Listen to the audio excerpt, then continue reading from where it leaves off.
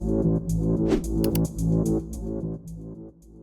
I'm Greg Cummings, the CEO of Power 100 and your host today on PowerChat. We are super lucky because we got James Freeman as well as his newest PJ Fitzpatrick partners, previous owners of Bathroom Buddy, John and Alex. Thanks everybody for getting on the PowerChat. We're super pumped to have a conversation today. Thanks for having us. Thanks for having us. Absolutely. So this is kind of a cool story because private equity has inundated in this industry over the last maybe handful of years. And, that process has been, there's a couple success stories, a lot of negative stories. That's neither here nor there, but I want to talk about today, the power of you guys finding each other and getting to know each other before an acquisition was even in the play. So I want that to be the focus today so people can kind of understand what life looks like after you find a partner to sell your business to, but more importantly, you sell your reputation to. So first question, foremost, I want to kick it over to James, CEO of PJ Fitzpatrick, and also number one rated CEO out of 7,600 on our platform, Power 100. James Freeman, thanks again for being here, brother. Oh, thanks for having us, Greg. It's always a pleasure to chat with you. So my first question to you is, I want to jump right into this. I want you to talk about the first time you met these guys and what your first impression was. So Jacuzzi was hosting a dealer conference. It was in the Dominican Republic. So this would have been in January of 2022. And as luck may have it, my wife wasn't able to join last minute, so I was flying solo down to the Dominican Republic. And on the first night I was there, I got the pleasure of meeting Alex and John, and they took me under their wings for the weekend and made me part of their team. And right from the get-go, there was just a lot of similarities in the way that we approached business. But even beyond that, the way we just approached life. I was lucky enough that Alex's best friend from childhood, who's one of their great team members, was with them.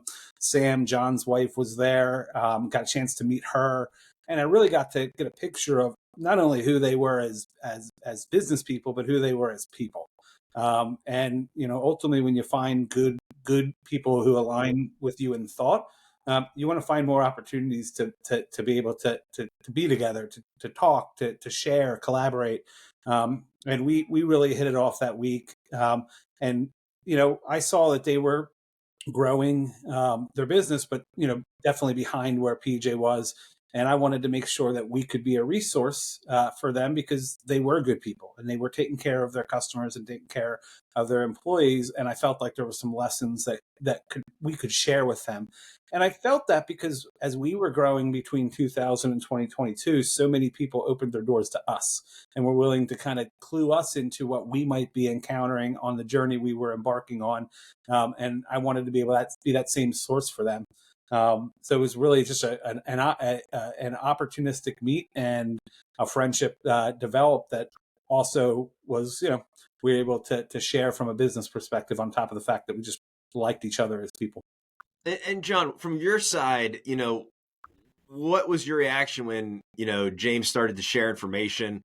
Did you guard up where you're like, wait a minute, is he leading us down the wrong road here? Whatever. Like, what was your initial reaction to how willing James is to share? Because I know James, I've spoke to so many people that work for him, that work with him, that different companies and different networking groups that he works in or is a part of. And every single person, the common thing about James and his leadership style is he's an open book. I mean, he'll share his whole tech stack and what happens and the flow of Service Titan. He'll share it all with you. Were you taken back by his willingness to help you guys, even though that maybe you just met? Not at all. Most people know James as a CEO, as a C-level individual, but he's very, very, very disarming, meaning that he comforts you very quickly. That's something that he just comes across as a very genuine person.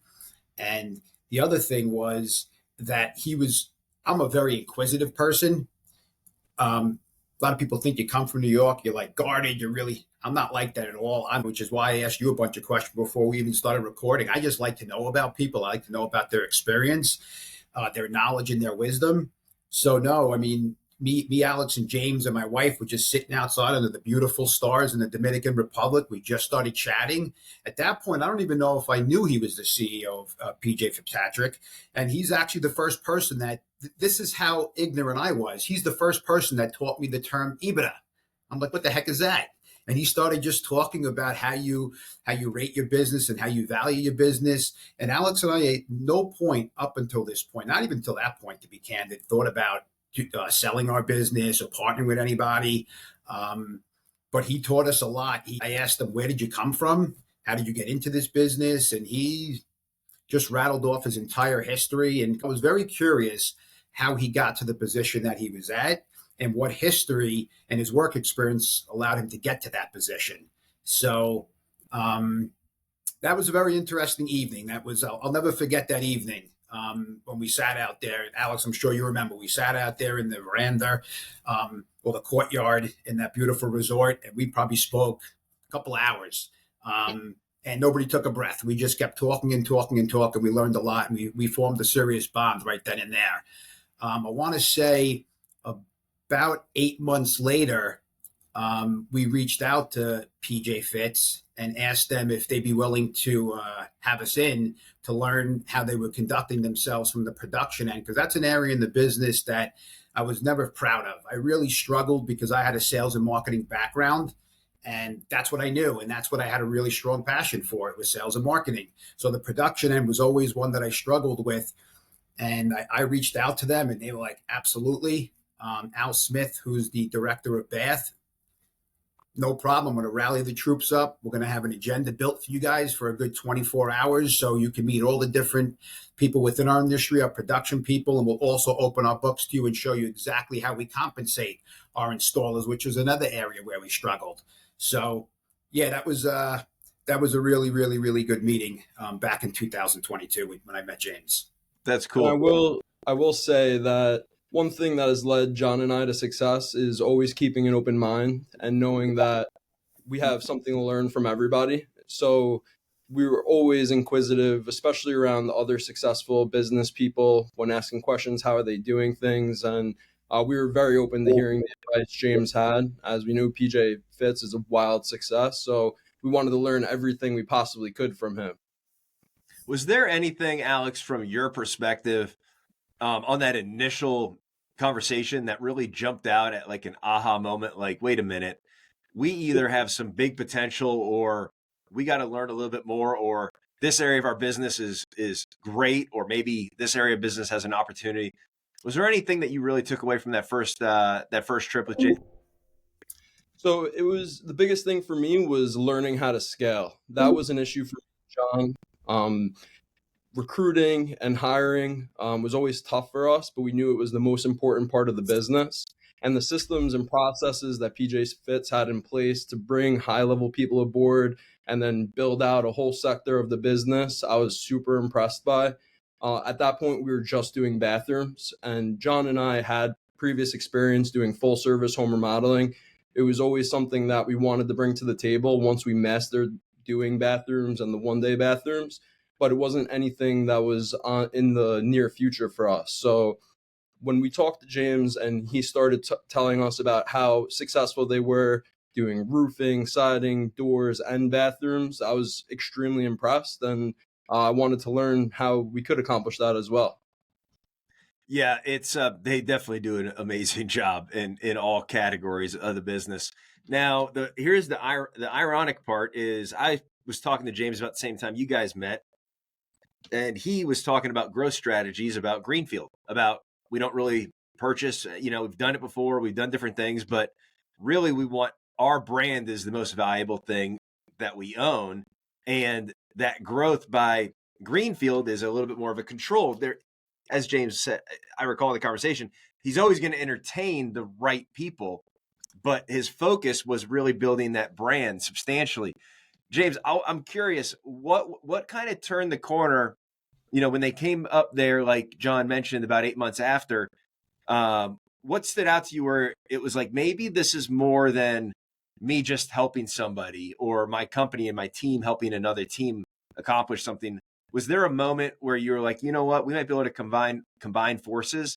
And what were those key areas that you looked at with them, the personalities, the people, or the company that made you want to pursue that further?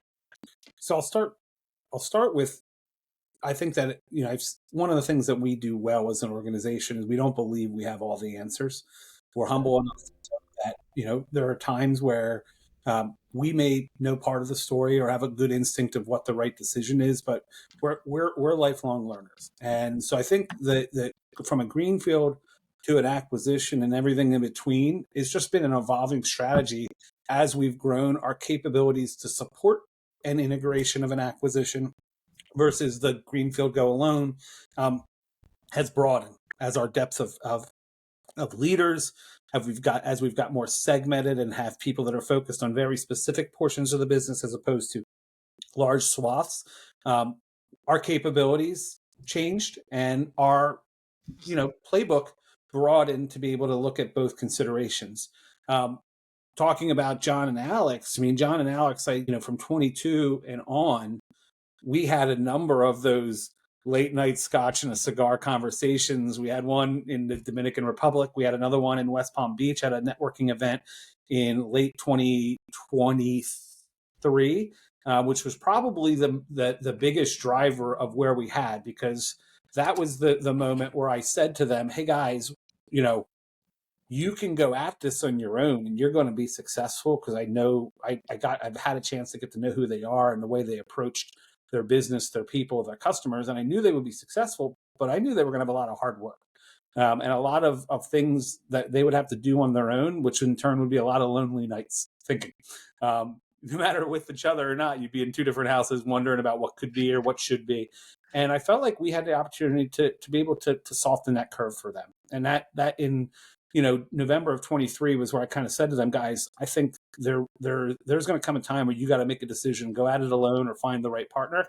And I'd like you to pick up the phone and call me if you feel like finding the right partner is the right solution.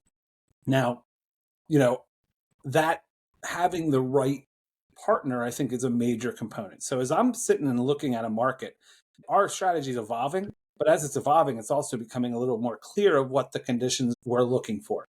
I look at John and Alex. They had a great business. They had great people, strong reputation with their customers. We were able to come into that market, and as opposed to building a greenfield, we had a running start because they had crews and operations and organizational depth that already existed in one product. So now that's perfect because we can have a running start. We can keep moving. We can make some minor changes within their business to be able to amplify their growth today. But then we start layering on the additional products. And now we're not dealing with one business line that we're relying on totally. We're growing that business line. We're adding on additional businesses and services. And for us, and in a world where marketing costs get more expensive, being able to leverage relationships we already have and people that already know us is critical for our growth moving forward. So, I think coming back to the beginning of the question, it's evolving strategy, but it's finding the right people with a few set of conditions that allows us to just run from day one. And that's what we had in New York. We were able to they were doing a lot of things very similarly to us. So it was just a little tweak here, a little massage there. And we were able to really not have any moments for the most part during this first part of our relationship and our partnership where we were at a standstill. And that is what scared me in the past about acquisitions, but with the right people and the right processes all rowing the same direction, we now have the ability to go and do a greenfield. We have the ability to do an acquisition, or we're going to trademark an aquafield, where we do an acquisition, but we're also greenfielding the additional products that we put in there. Patent pending for our COO, Paul Sweeney. Or trademark pending. Ultimately, it's got to have the right people to have the right opportunity.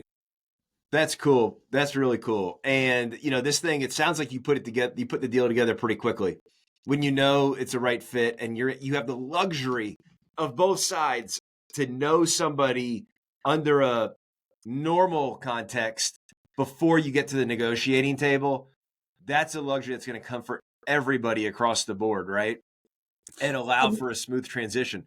Speaking of a transition, okay, honeymoon phase is over. You're what, 3 to 4 or 5 months into this whole thing.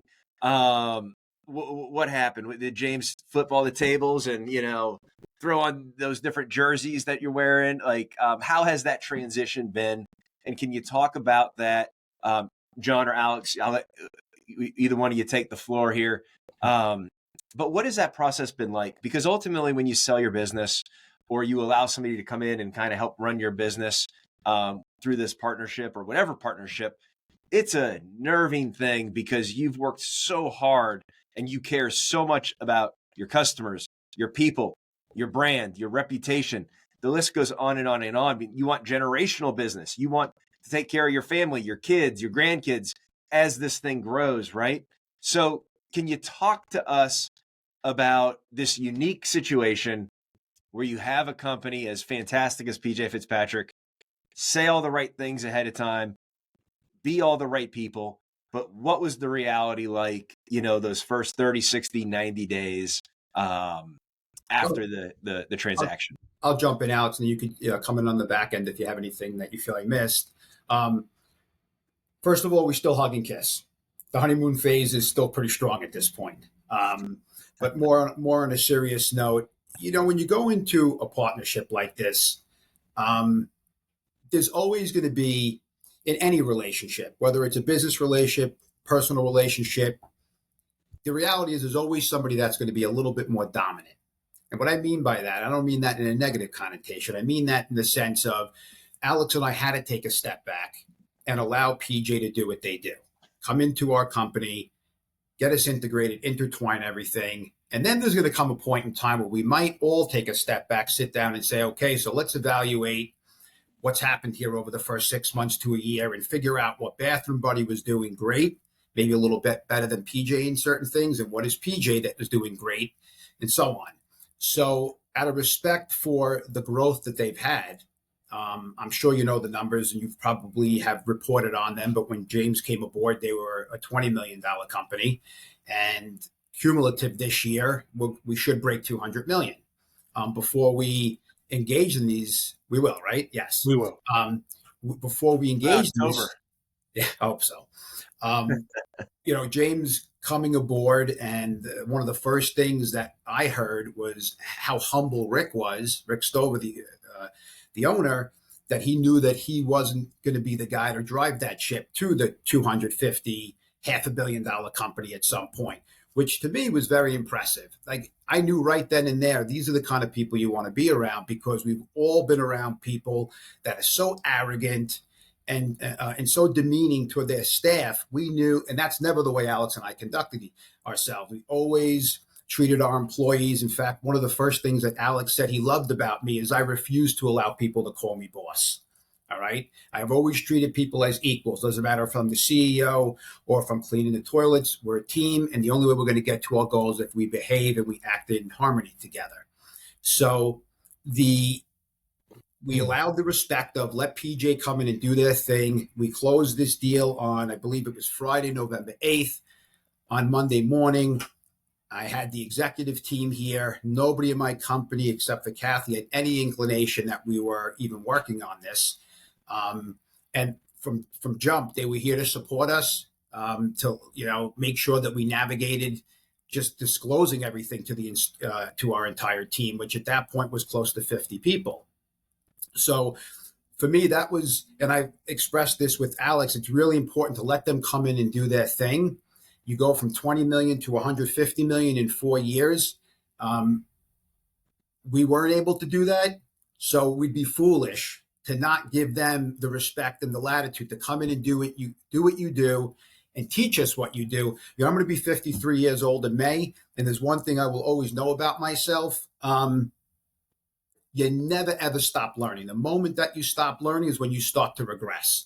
So big part of it for me was put the ego aside. We had built the $15 million business with Bathroom Buddy. So it was something to be proud of. And we certainly could have kept going in the direction we were going. But when you see somebody go from 20 to 150, that something special is going on there. And not only putting those numbers up, but they're doing it. You could see when we visited them back in the end of 2022, you saw the attitude coming from one person to another, the spirit of PJ overall was exciting to us. And Alex and I left that meeting back then saying, and our two managers that were with us, I said, guys, if you're not sure where we're headed, okay, let's just remember where we just came from. That's the kind of company that we want to have one day. Both Joey and Steve, who were both managers of ours back then when we visited, was so thoroughly impressed and was so blown away by the professionalism, as well as the support. You literally feel the love throughout the building. We try to bring that to work each and every day. And it may sound a little corny using the L word in this particular case, but it's honestly how I feel. You know, you really have to want to take care of each other. You really want to have to be able to support each other. And PJ has done a great job of doing that. Rick, being as humble as he is, knowing that he really needed support to help get to that next milestone, was impressive in and of itself. So, Alex, you could jump in, but to me, it was an absolute no-brainer, you know? Yeah, and I will say one of the main reasons why we decided to do this is because our companies were so aligned to begin with. So it's not like day two comes along and all of a sudden we're a different company with different systems, different processes, different core values. Our core values, our systems, and our processes were almost identical. So I don't feel like I'm working for a different business now or for a different company. It just feels like an extension, a bigger and better extension of Bathroom Buddy at this point, with better processes and more resources and the opportunity to do bigger and better things. So that always gets me excited. I think the transition has gone very seamlessly. John mentioned it earlier. We've only parted ways with 2 employees out of the 50 plus that we had before we started this transition, which I take as a win, because if we weren't very similar companies, then a lot more employees would have left.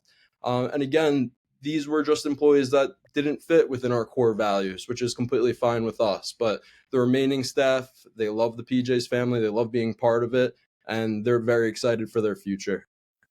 It's awesome. James, what do you think, outside kind of the humble, eager nature of, you know, John and Alex and their team? I mean, that's great leadership from you two, right? Making sure that your team is aware, making sure you're moving into a deal that is not completely different from what they're going to be used to. Y'all found the right fit, which is incredibly impressive, especially in this day and age. You just really never know. Again, the reason I wanted to really bring this whole story home is the value of finding that relationship organically in the beginning. I can't imagine how much that has helped with this whole process, with y'all's reputation, your family's name in the business. You're a local company wanting to take care of that community and serve it, both now and long term, you know, is mission critical. Finding a partner like the PJ team is pretty cool. James, where do you see this thing going? Where do you see the New York market now that you have, you know, like, to use your term, and I love it, the runway, a faster runway. You have the jet on the runway. The jet is fueled. I mean, everything, all systems are go. You know, it's a matter of taking off and really running with this. Where do you see it, James? What's the first new product to market? What should we be excited about from the PJ brand in New York now? Well, I mean, I'm excited because it's New York. It's going to be huge. I mean, it's some of the most desirable. You know, you go zip codes, cities, counties. These are some of the most desirable places to be in business in the country. There's a certain level of commitment you make to work in the Northeast. It's a more heavily regulated market, but when you figure it out and can do it at a high level, the opportunity is almost limitless. So, I mean, for this to be a 9-figure office within our business, I mean, this is a $100 million business in the footprint they are, with the expansion of the bath products, the incorporation of the other products. We've already got to that next product. We started offering roofing in February. We're off to a okay start. You know, it's a lot of noise in that market as we're getting the message out there. But we started with a fairly small band and are starting to grow that out. I'm really, really excited about that product's growth. We're seeing fantastic average tickets and a lot of positive signs. I think that market is underserved from an exterior standpoint. When you go around the Philadelphia or the capital, the DC, Baltimore, or the other markets, you see roofers and other exterior companies marketing, and you see at least some penetration of some larger businesses. I haven't seen that in my short amount of time there in Long Island. So I think, we've got some great runway, as you said, as we continue to expand out into siding and windows and doors and gutter protection and continue to develop our brand there. As I look at acquisitions or greenfields, I also look at the gateway that they serve. And I look at the New York market as being a gateway up into the further Northeast and New England area. So growing into Providence and throughout Connecticut and Massachusetts and beyond, we still have tremendous tier one markets that are within driving distance of our Long Island office. So this gives us the ability to continue to push forward there. But it's been an exciting group. I would say that one of the mantras that we have when we come into an integration of an acquisition is do no harm. And what we did this time was a slight adjustment. Do no unnecessary harm, meaning we have to make the decisions we have to make. But the one thing we forget about is we spend a lot of time working towards that moment where we sign the paperwork and we're now partners. And that's financially and, from a lifetime standpoint, that's an amazing moment for John and Alex or someone sitting in their seats. It's an amazing moment for PJ Fitzpatrick or the person on the other end of the table. It's not necessarily an amazing moment for the people that are on their team. They just wanted to come to work that day. And all of a sudden, they're meeting a new group of leaders. They're now going to be asked to wear a different color shirt. And that moment, the delicate care we provide during that time separates ourselves from some of the entities in the market where they come in and next week you are fully that business, or they don't care. We didn't let anybody go in this process. The role that maybe existed for a person at Bathroom Buddies was redundant with something that already existed. But we found a good, solid home for everybody. And we did that in our first acquisition. We've done that with Bay. And part of that is that delicate care during the early days. And I say to people, you didn't walk in today wanting this. What I want to make sure is that when you walk in 90 days from now, you're happy about it. Because that's that time frame that allows them to build comfort and they get to know us and we have the ability to be able to be better for them. And the last piece I'll say, there's some unique natures to when we come in and we're sitting across the table from a John or Alex or somebody else, if we were private equity or some of those companies, show me what you've already done. And that's it. And here's a multiple and et cetera, et cetera. Whereas we can come in and we can look at where you're going and be able to structure a program that's fair based on the value you've created that hasn't been executed on versus what have you done for me lately. So there's some unique natures of how we can approach the process of getting to that moment, but then we're really good at managing that moment day one beyond because it's important to our team. We realize we're dealing with people and people who didn't agree or desire this. Now we got, like I said, let's make them happy at the end. So we bring some unique attributes to this process, whether it be for how we can position people like John and Alex to be really successful and then continue their success with us, as well as the teams they bring to the table. Because, I say it often, we got to feel good about putting our head on the pillow at the end of the day. And the way we treat people is going to have a lot to do with that. And I will say, even though our employees didn't ask for this, making this move gave them things that John and I wouldn't have been able to bring to the table for another 5 to 10 years. Medical benefits, 401k with matching, PTO days, all types of things to improve their quality of life and help with their work-life balance that we just weren't able to offer when we were a $15 million company. So a lot of our employees have reached out to John and I telling us how much better their life has been, that they have more time with their family. And, now they have better medical care. So we were very excited to bring that to our current Bathroom Buddy employees. Overall, y'all's vision is so aligned. The commonality here is you're taking care of your people first and foremost. You're taking care of your customers, secondary. And when you do those two things consistently every single day, you're going to have fantastic results. And then I like to put a little carrot on top. When you look at somebody like James and PJ Fitzpatrick, like what you guys are a part of now, you look at their community involvement with their PJ Giving Hammer, and that arm of the business where it's more than just a roof or more than just windows or more than just siding or more than just bath. You start to see everything come together and how much bigger of an impact you can have on the community that you're working in, and really, maybe do something that you didn't think, and that's increase your reputation once the partnership, the merger, the acquisition, I don't care what y'all want to call it, right? Once it changes hands. And it's really cool what you can do together. I am so excited to watch the green expansion of the PJ Green up into the Northeast, where there's another green up there. Boston Celtics are green. So I don't know if the two colors are going to meet up there somewhere in the middle. But like Shamrocks too. I got to say this because you just brought up the green. My wife made some dinner plans with us for us this past Saturday, and the husband pulled up in front of my house. So with PJ, we gave each one of the sales representatives trucks wrapped in obviously the PJ green, and he pulled up in front of the house. He says to me, what's this vehicle doing here? I go, oh, that's my new company. He goes, holy shit, I see these all over Queens, man. He's like, this is your new company? I said, well, not my company. I'm partnered with these guys, but yeah, this is our new company. So we've already had an impact in the marketplace just by our green highlighters traveling all over Long Island and into Queens. I say it. I've been down to Delaware several times to interview the staff at PJ Fitzpatrick and James and evaluate. That's how we ensure our lists are accurate and updated at all times.